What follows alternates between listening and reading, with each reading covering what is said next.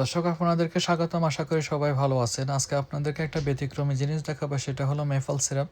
এটা নর্থ আমেরিকার জন্য খুবই কমন, বাট বাংলাদেশের জন্য এটা ভেরি আনকমন। এটা 1 লিটার 16.99। এটা একটু বড় সাইজের, এটা একটু ছোটো সাইজের, এটা হাফ কিলো, তার চেয়ে একটু কম দামে হবে।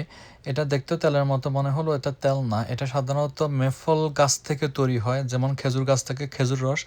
এটা মেফল গাছ থেকে তৈরি হয়। মেফল গাছ তার পাতা হলো, এটা কানাডার ফ্ল্যাগের মধ্যে যে পাতাটা, ওটা মেফল গাছের এই পাতা। এটাও মেড ইন কানাডা। এটা পুরোপুরি ন্যাচারাল, আগেই বলছি।